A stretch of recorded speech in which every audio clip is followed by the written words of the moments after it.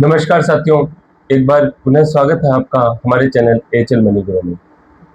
साथियों, हम सब अपने व्हीकल्स का इंश्योरेंस जरूर करवाते हैं। उस पर एक बहुत बड़ी बात जो आपको इंश्योरेंस रिन्यू कराते समय ध्यान रखनी चाहिए, वो हम आज आपको बताने जा रहे हैं। जैसे कि जब भी हम कोई इंश्योरेंस कराते हैं, कॉम्प्रिहेंसिव इंश्योरेंस, ये जिसको आम भाषाओं में फुल इंश्योरेंस बोला जाता है, तो जब हम पिछली पॉलिसी पर कोई क्लेम नहीं लेते तो जिस आगे वाली कंपनी से यानी कि आने वाले नए साल के लिए हम जिसके लिए इंश्योरेंस करवाते हैं, वो कंपनी प्रीवियस पॉलिसी के आधार पर आपको इस साल एनसीबी देती है।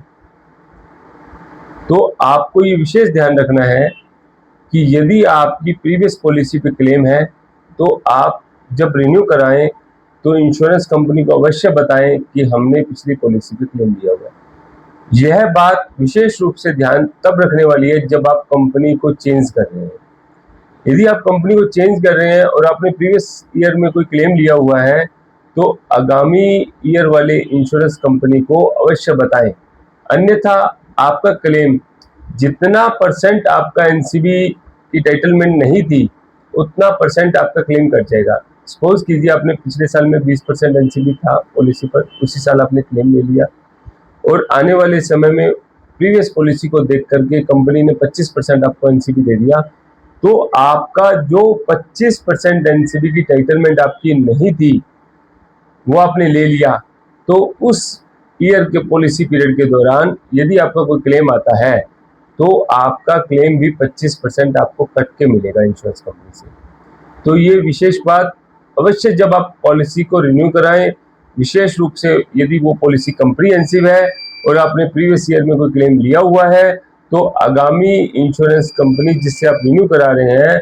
उसको अवश्य बताएं, भूल न जाएं। यदि ये भूल गए तो ये बहुत बड़ी चूक होगी आपकी। तो जब भी कंपनी बदलें, कॉम्प्रिहेंसिव इंश्योरेंस कराएं तो ये बात विशेष रूप से ध्यान रखें कि आपकी एनसीबी की टाइटलमेंट है या नहीं है। ये इंश्योरेंस कंपनी का काम नहीं, ये हमारे को देखना है।